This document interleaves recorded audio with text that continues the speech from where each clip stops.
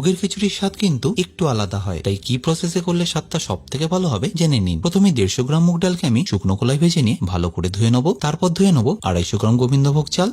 এবার একটা পাত্র বসিয়ে তাতে নিয়ে নেবো 2 লিটার জল। আর জলটা গরম হয়ে গেলে তাতে সামান্য একটু হলুদ দিয়ে ডালটাকে সেদ্ধ করার জন্য দিয়ে দেবো। এবার একটা পেস্ট বানিয়ে নিতে হবে আদা, কাঁচা লঙ্কা, গোটা জিরে আর রাঁধুনি। রাঁধুনিটা এখানে অবশ্যই দিতে হবে। এবার একটা কড়াইতে সরষের তেল নিয়ে তাতে দিয়ে দেবো শুকনো লঙ্কা আর তেজপাতা। তারপর সামান্য একটু হলুদ দিয়ে আদা কাঁচা লঙ্কার পেস্ট এখানে দিয়ে দেবো আর সামান্য একটু লঙ্কার গুঁড়ো আর 1 চা চামচ ধনে গুঁড়ো। যদি টমেটো না দিতে পছন্দ করেন তাহলে এই মশলাটাই খিচুড়ির মধ্যে মিশিয়ে দিতে হবে, বাট আমি এখানে টমেটো দিয়ে একটু ভালো করে কুক করে নেবো। আর নুনটা দিতে ভুলবেন না। আর অবশ্যই ততক্ষণে ডালটা বয়েল হয়ে গেছে, তাই আমি এখানে দিয়ে দিচ্ছি গোবিন্দভোগ চালটা। 15 থেকে 20 মিনিট কুক করলেই চালের ডালটা ভালো করে সেদ্ধ হয়ে যাবে। তারপর টমেটোর কাঁচা গন্ধটা চলে গেলে চালের ডালের সাথে মিশিয়ে দিন। তারপর অবশ্যই এখানে নুন আর চিনিটা দিতে ভুলবেন না। আর এটা ফিনিশ করার জন্য একটা আলাদা পাত্রে ঘি নিয়ে তাতে কাজু আর কিশমিশটা ভেজে দিয়ে দিন। আর ফাইনালি ফিনিশ করুন গরম মশলা দিয়ে।